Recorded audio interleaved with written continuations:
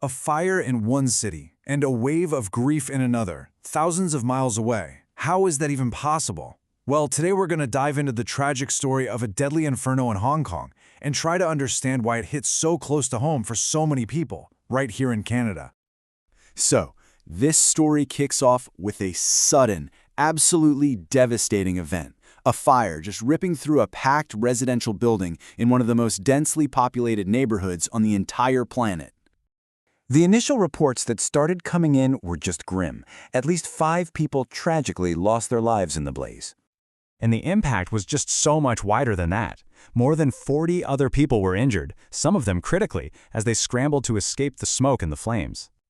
Okay, so let's get into the specifics of this tragedy, because this wasn't just any fire. Its location and, more importantly, the building's condition, well, they tell a much larger story, one that reaches far beyond Hong Kong's shores. The blaze itself started in a gym on the first floor of the new Lucky House. That's a 16-story residential building in Kowloon's super busy Jordan neighborhood. And from that one spot, it spread fast, turning a home for hundreds of people into a death trap. But why? Why was this fire so catastrophic? To get that, we need to look closer at the building itself. And this brings us to a really crucial and frankly, a pretty chilling concept, the 3-nil building. Which, of course, begs the question, what on earth is a 3-nil building? It's a local term, and it really holds the key to understanding why this tragedy felt, to some, almost inevitable. A 3-nil building is essentially a ghost ship when it comes to any kind of management.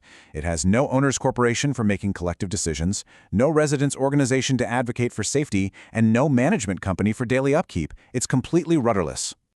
And with absolutely no oversight, you can imagine what happens. These buildings become a recipe for disaster. Tiny, subdivided flats are crammed with residents, unlicensed guest houses operate under the radar, and dangerously, fire escapes and stairwells are often just blocked or poorly maintained.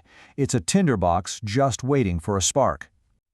But here's the thing, the new Lucky House isn't some isolated case. It's a tragic symptom of a much larger, systemic issue, Hong Kong's acute and very long-standing housing crisis.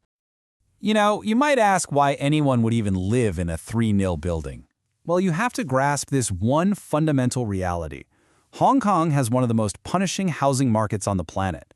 For many low-income residents, safe, regulated housing is simply out of reach, forcing them into these dangerous, overlooked spaces. And this isn't just about economics. As Hong Kong Canada community advocate Fenella Sung explains, many people see events like this as a reflection of a much wider problem, a perceived decline in governance and safety standards across the entire city. And this brings us right to the heart of our explainer today, the diaspora's grief. Why did a fire in Kowloon create such deep ripples of sadness and shock all the way over here in communities right across Canada? This quote from Amy Chasso, a resident of Markham, Ontario, just captures that feeling perfectly. It's not just another news story, it's a personal blow. It's that feeling of your heart physically sinking when you hear about a tragedy in a place that still feels like a part of you. And the reason for that powerful reaction is pretty simple. For the hundreds of thousands of Hong Kong Canadians, the city isn't some abstract foreign place on a map. No, the connection is intimate, it's immediate, and it's deeply personal. These ties are so multi-layered. Many were born there. They have friends and family who still call Hong Kong home.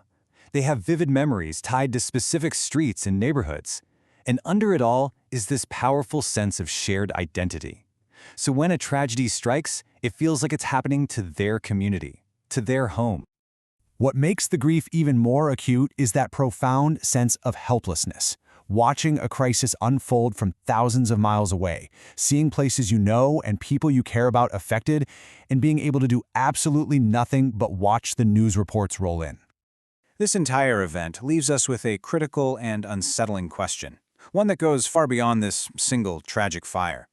When the systems designed to protect people, building codes, management, government oversight, when they begin to fray, who is left to catch those who inevitably fall through the cracks?